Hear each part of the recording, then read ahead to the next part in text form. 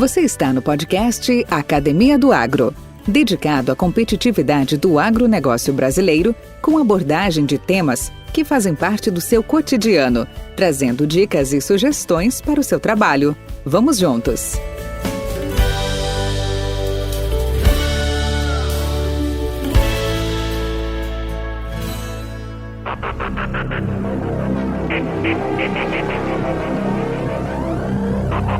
Olá!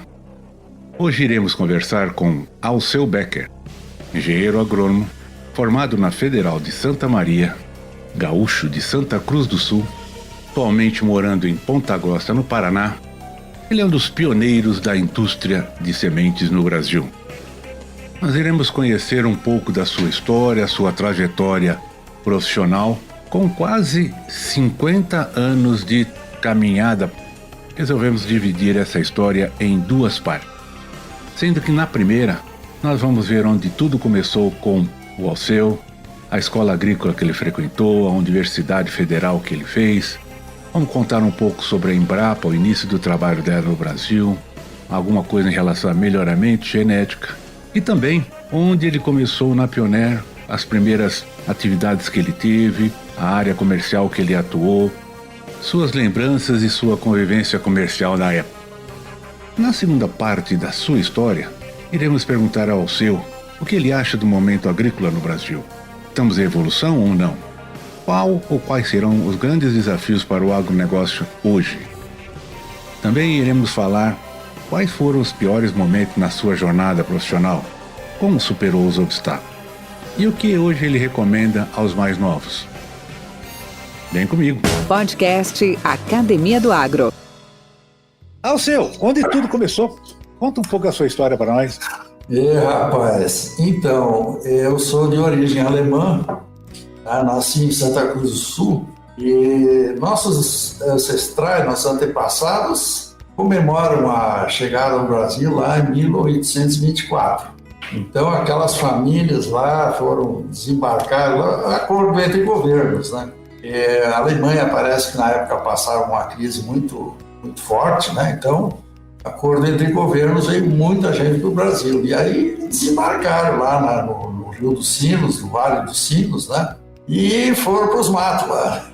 Ficaram 80, 100 anos sem contato com o seu país de origem. Então, as famílias ali têm toda a região da Depressão Central do estado do Rio Grande do Sul, são cidades que são um povo de origem alemã. E eu sou descendente desse povo. Então, aí meu pai tinha uma pequena propriedade, a agricultura de subsistência, né? Então, os filhos têm que estudar, né? Ou você vai estudar ou não tinha opção. Eu fiz a escola primária, depois eu fiz Senai, fiz curso de torneiro mecânico e trabalhei como torneiro mecânico 4 anos, mais ou menos, e nesse período também eu fiz o ginásio à noite e também cumpri minha obrigação no Exército naquele período, no ano de 1964, no ano da mudança de regime, né? Então, a maior parte do tempo a gente dormia fardado, com coturno e tudo, capacete e o fuzil embaixo da cama. Então, muita frequência, a gente fazia prontidão, levantava às 3 da manhã, a corneta tocava e tinha que sair correndo e dava o giro na cidade. Mas nunca houve nada de cidade pequena e tal, nunca. Mas fazia parte, né? Bom, aí, então, depois disso, eu fui para a Escola Agrícola de Viamão. Cama e comida e escola gratuita. Era o que tinha na época, era onde a gente ia buscar a condição para poder estudar, né? E lá eu fiz o técnico agrícola, escola muito boa, e é uma escola centenária, hoje ela deve ter mais de 100 anos, 110 anos, 112 anos. Né? E daí eu vi que o técnico agrícola ainda tinha limitações de trabalho e tal, e fiz vestibular e passei para a agronomia em Santa Maria, na Federal de Santa Maria. Aí eu fiz agronomia em Santa Maria e quando nós concluímos, em 1974, havia muita oferta de trabalho, tanto da parte de extensão rural como de pesquisa. E no primeiro embalo eu fui para a extensão rural, a ASCAR, na época, contratou muita gente, então eu fui fazer os treinamentos. E passado alguns meses, eu encontrei o Gentil, que tinha sido meu colega no Colégio Agrícola. Encontrei por acaso em Santa Cruz, num desfile de 7 de setembro, que a gente não estava andando por lá. E me surpreendi, porque eu não era dali e tal, conversa vai, conversa vem. Não, eu estou trabalhando numa empresa americana aqui, sementes, essa coisa. E, pô, você se formar, vem trabalhar com nós e tal. Mas então, eu acabei indo para a extensão rural, mas não esquentei o banco lá. Fiquei 8, 9 meses, encontrei o Gentil outra vez, e tal.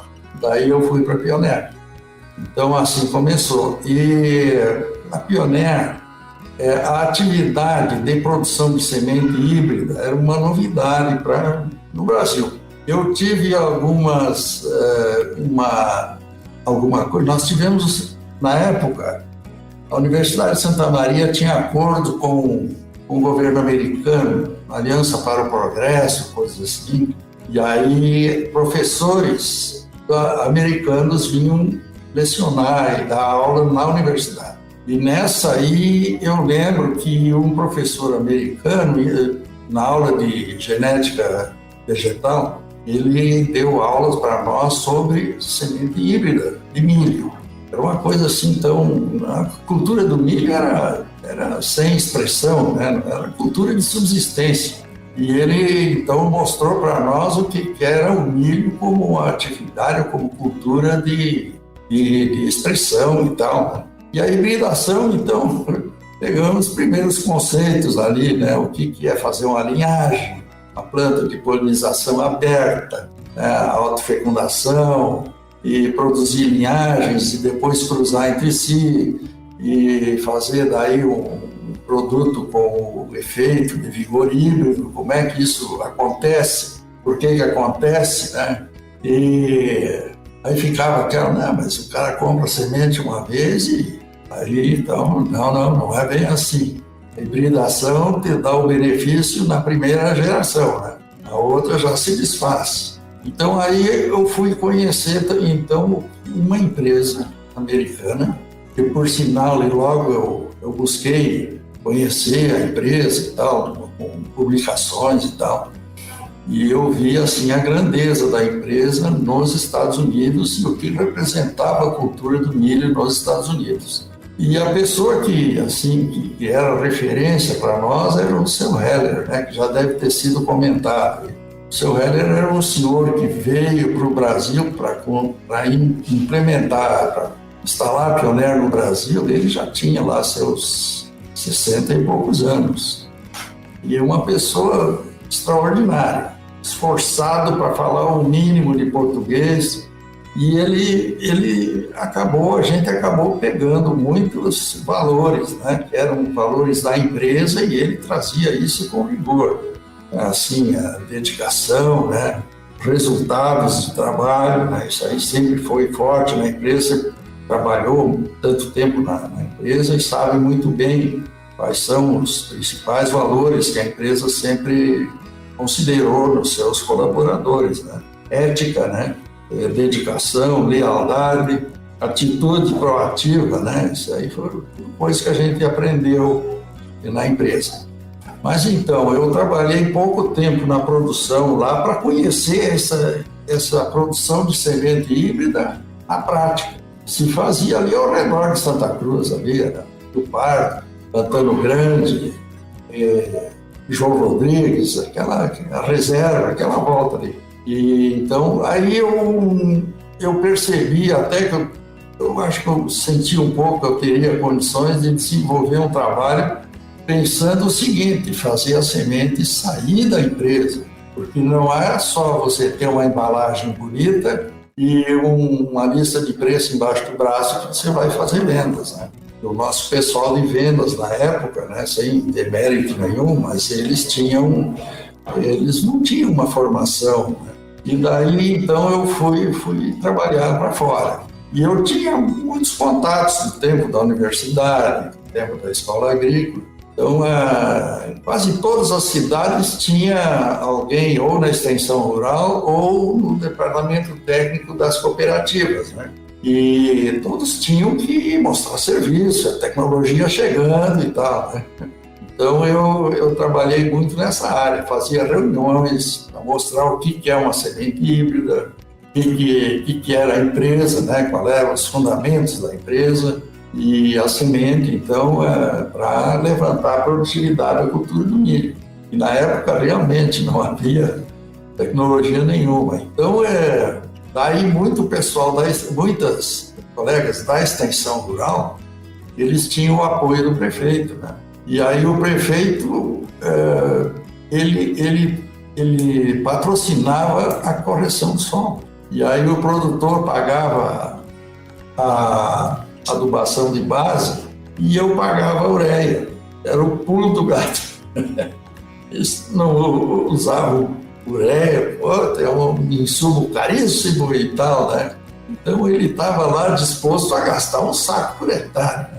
E aí eu patrocinava, a Pioneer patrocinava, eu sempre tive muita liberdade nesse sentido, eu patrocinava mais 2 sacos, né? Botava 150 quilos por hectare. E olha, era impressionante. Então hoje agora temos um grupo do nosso pessoal de Santa Maria, então tem colegas nossos que fizeram sucesso, né? Aí o prefeito escolhiam 2, 3 mil quilos por hectare, passaram a colher 8, 9 mil quilos por hectare.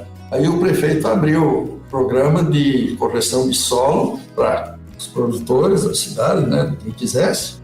E então o agrônomo local, né, ele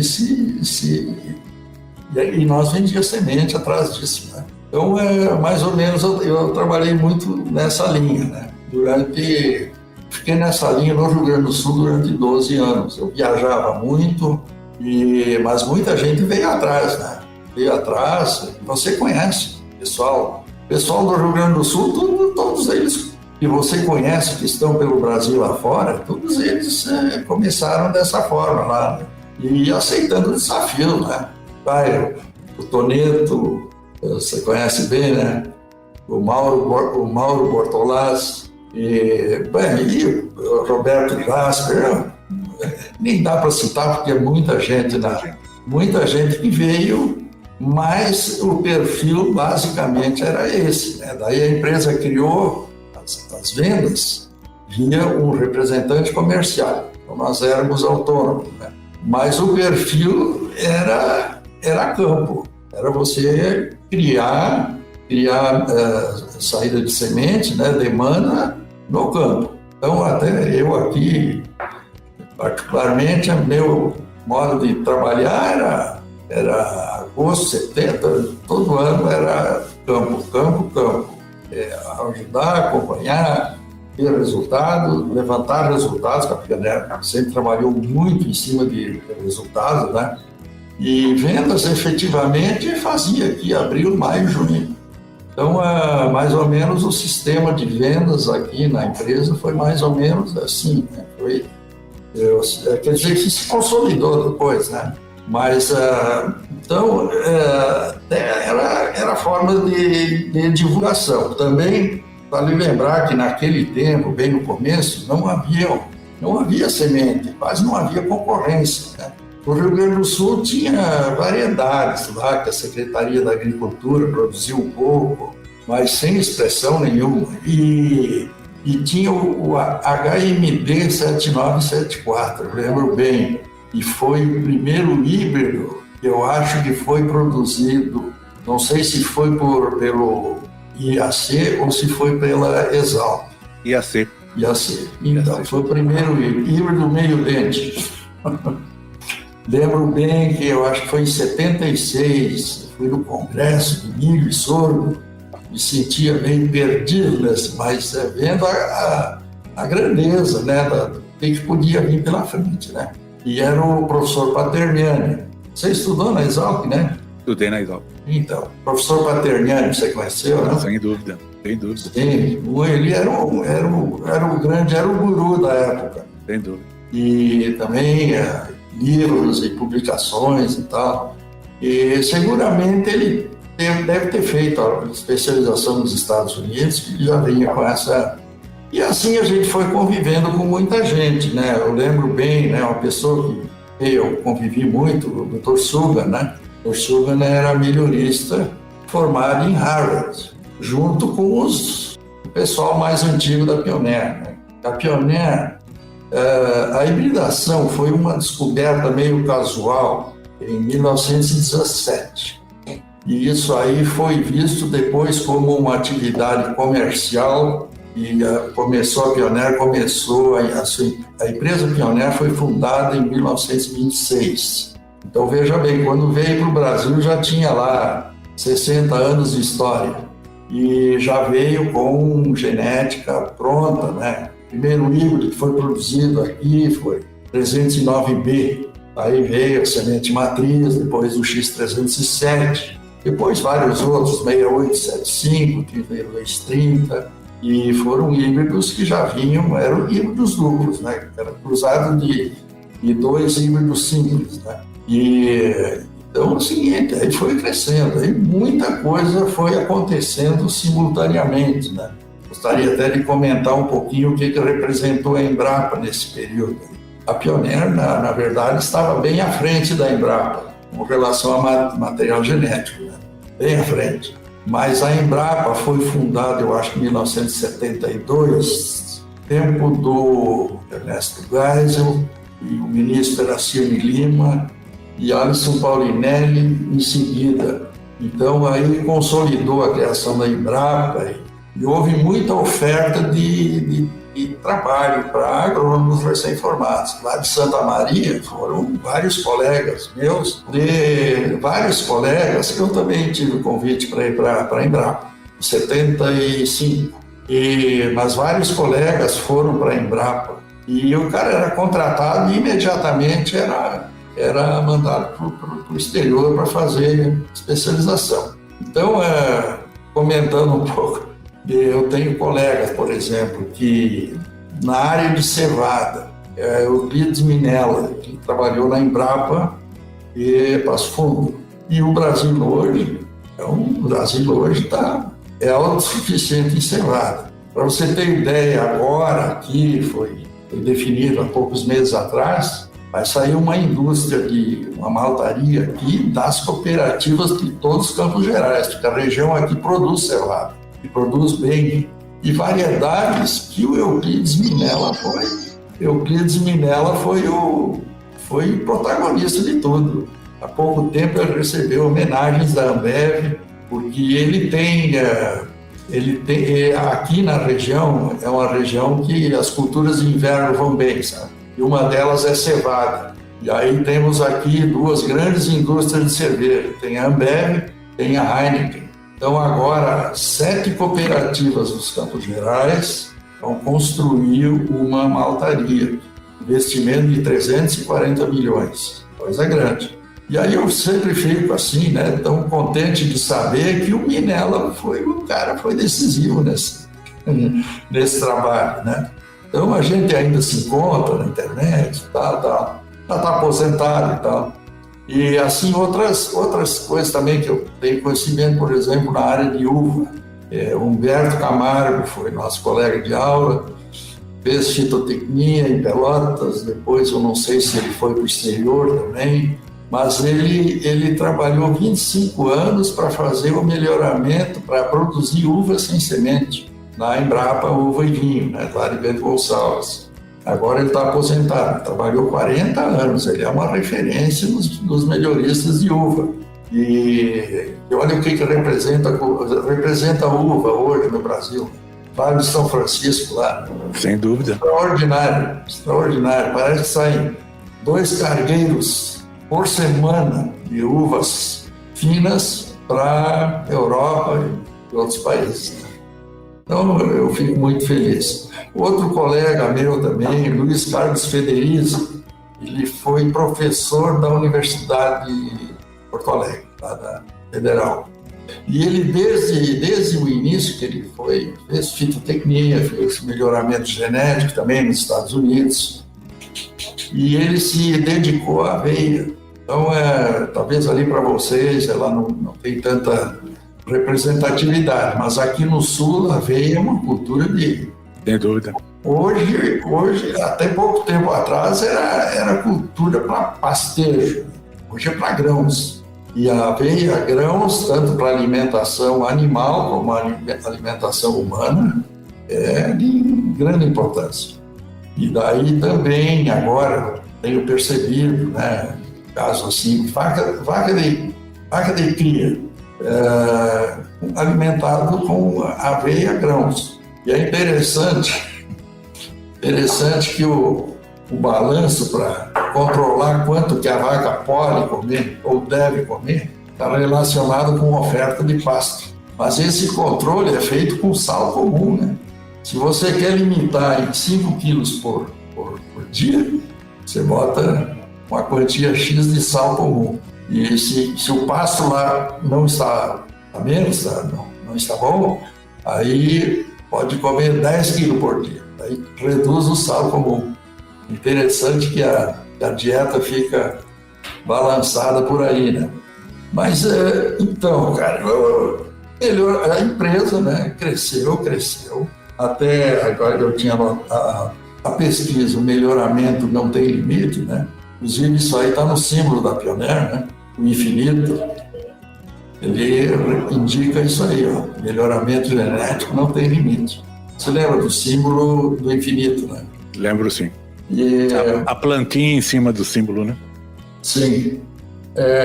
Então, aí o nosso trabalho pessoal de vendas, você participou ativamente disso tudo, né? Era consolidar a marca e fazer vendas, né? Uma empresa capitalista, né? Lembro de épocas que a inflação era 60%, 70% e nós tínhamos alguma dificuldade para conviver com os gerentes comerciais, né? Eles não conseguiam imaginar que o teu produto... Havia um pouco aquela ideia de que quem manda no negócio é quem tem o dinheiro na mão. E então, como nós tínhamos uma certa escassez de semente, aí a ideia não era bem assim, né?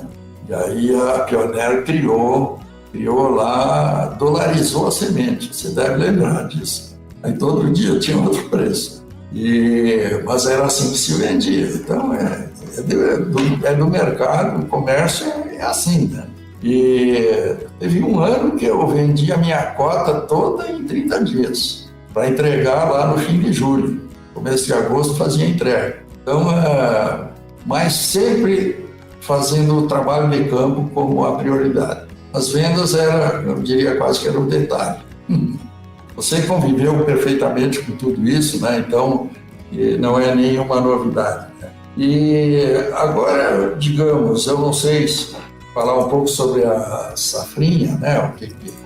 São coisas que mudaram. Você deve lembrar que lá no passado a Pioneer não apostou, não acreditava em safrinha, né? Mas isso também tem tudo a ver com aquilo que eu estou comentando sobre a Embrapa, né? Quando depois o Alisson Paulinelli assumiu, né? Dá para se dizer que ele que abriu o espaço no Cerrado, né? O Cerrado até então era considerado área que não produz nada, né? Era só, não tinha. E quando se percebeu, simplesmente um solo relativamente frágil, né? Arenoso, mas a correção de solo era a base de tudo. Correção de solo e correção lá, adubação de base e aí foram surgindo novidades, né? Eu até não sei bem, mas a variedade de soja centralina, cristalina, ela foi criada aqui em Ponta Grossa pelo Francisco Terazawa, Sementes FT. E daí as culturas foram crescendo, né? Então hoje eu vejo agricultura, né? Mas falando um pouco sobre o milho safrinha, né? O safrinha, segunda safra, né? Naquele tempo a Pioneer não estava voltada para isso, mas se adaptou rapidamente, né? Porque a soja se valorizou demais no mercado mundial, né?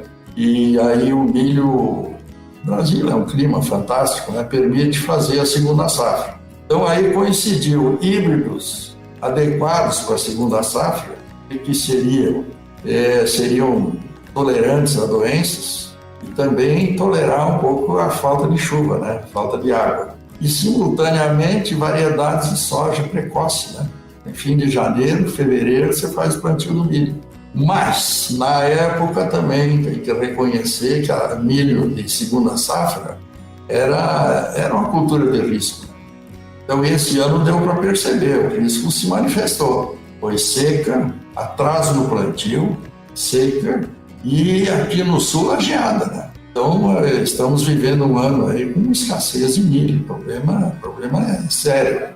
E, não sei, opinião pessoal minha, eu acho que se poderia ver, vamos dizer que tem uma época limite, se não me engano é 10 de março, eu acho que uma cultura que poderia dar um bom resultado seria depois do 10 de março, algum atraso, plantar sorgo, né? O sorgo é uma cultura que, se tiver algumas chuvas até a floração, a safra está garantida. Você já conhece a Rede Agrocast? A Rede Agrocast é uma iniciativa que visa reunir todos os podcasts em português que possuem assuntos relacionados ao agronegócio. O objetivo dessa rede de podcasts é aumentar o consumo da mídia pelo setor, bem como estimular a criação de novos podcasts do agro. Lá você poderá acessar um grande número de temas e assuntos do nosso segmento, abordado por vários colegas e convidados, sendo uma excelente plataforma para obter mais conhecimento, tanto para quem trabalha no agro, como também para quem apenas tem curiosidade de saber mais sobre o assunto. É muito fácil, só acessar www.redeagrocast.com.br e pronto. Aproveito aqui para resgatar um texto publicado pelo exalquiano Fernando Sampaio, lá do Mato Grosso. É o bicho alma da turma de 1997. Ele diz: há um certo senso de orgulho em todos os profissionais de ciências agrárias do país. Quem poderia não se orgulhar de contribuir para o avanço de um dos setores mais relevantes da economia nacional, o agronegócio? Temos orgulho sim. Haverá ofício mais nobre do que o de produzir alimentos? Lembra nosso exalquiano e ex-ministro Roberto Rodrigues. É claro que existem excelentes profissionais de diferentes faculdades de agrárias no país, mas há um orgulho adicional em ser exalquiano. Exalquianos ostentam o nome da Luiz de Queiroz, por onde passam e por onde andam. Exalquianos procuram-se nos recantos mais longínquos. Exalquianos, sempre que podem, regressam à alma mater. A Exalc atrai, transforma e liberta os seus a cumprir missão vitoriosa. Como bom exalquiano que sou, recomendo que você vá lá e conheça a Exalcast, o podcast que é apresentado pelo bicho Dindim, da turma de 99, cujo seu apelido é Fernando Martins, e é um podcast feito por, com e para exalquiano. Grave aí, Exalcast.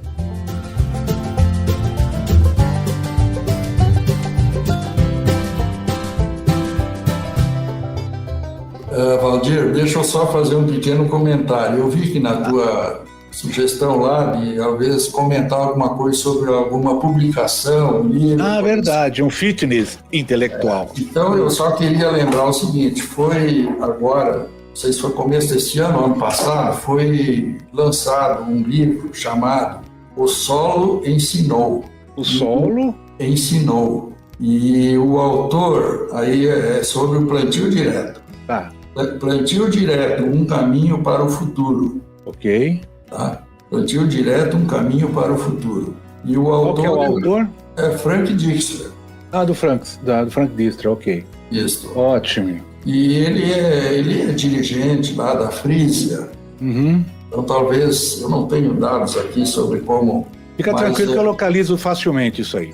Isso aí. É um extraordinário. Conta a história, que hoje nós não entramos muito, mas dentro dessas tantas tecnologias que foram surgindo e que fazem o Brasil ser o que nós estamos vendo hoje, o plantio direto foi decisivo em todas as regiões, especialmente no Cerrado. Sem dúvida. Especialmente no Cerrado. Aqui, então, fez com que alguns produtores aqui, Frank Dijkstra, Nono Pereira e Herbert Bartz, viabilizar a agricultura nos Campos Gerais. Foi através do plantio direto. E ele conta aqui toda a história dele, desde quando ele veio da Holanda e quando eles começaram a querer fazer lavoura e quando eles perceberam a inviabilidade da lavoura no sistema tradicional, que era a aração e o revolvimento do solo. E daí surgiu a ideia do plantio direto, e aí todo aquele processo de adaptação de espécies e máquinas, maquinário e tudo. É interessante esse livro, e ele também tem um detalhe bom lá, interessante que eu achei, é sucessão familiar. Ele mostra lá como ele fez a sucessão familiar. Hoje é o genro, filho e uma filha, que tocam toda a atividade da fazenda. Tem suínos, tem leiteria e tem produção de grãos. Alceu, fica com Deus, muito obrigado. Tá bom, grande abraço para ti. Tua turma lá, teus filhos, família, tudo bem? Graças a Deus, tudo em paz. Dona Rosane. A dona Rosane está bem, está aqui já aposentada, depois de 50 anos, não, aí vai brigar comigo. Depois de 42 anos de caixa, né, já também se aposentou. E a minha filha mais velha, ela é biomédica, atua lá em Rio Verde, mora lá. Tenho 2 lindas netas, uma de 13, 14 anos, outra com 10 anos. A mais nova ainda está comigo, é formada em educação física, né? Mas ela continua com a gente aqui, ainda não se amarrou com ninguém, não. Mentes brilhantes incentivam outras. Crônicas do Agro, com seus especialistas e líderes comentando, opinando e analisando diversos assuntos através da sua ótica e de sua experiência. Seja você o fator multiplicador. Boas práticas, boas ideias.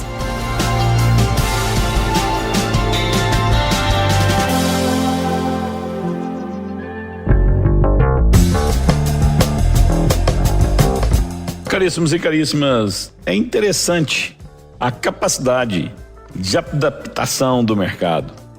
O mercado de veículos novos está vendo a retomada da demanda surgir e algumas montadoras já estão assistindo, olhando, prestando atenção no agro e vendo aqui uma grande oportunidade que o setor pode dar.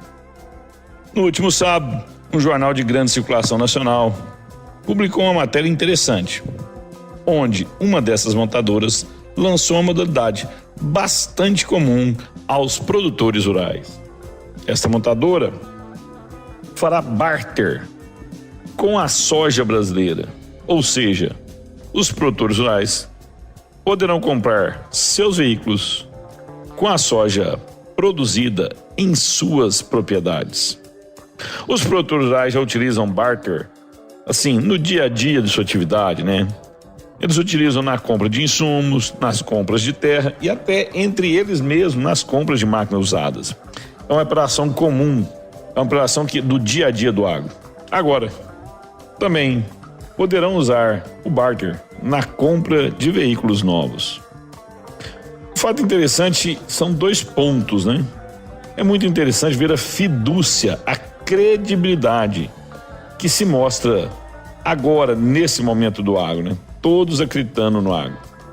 E o mais interessante, o mais impressionante, é a capacidade de algumas empresas a se adaptarem, a mudarem o seu jeito de operar. Essas companhias olharam uma modalidade que era extremamente diferente do seu negócio, mas era extremamente comum aos seus clientes, nas negociações diárias dos seus clientes.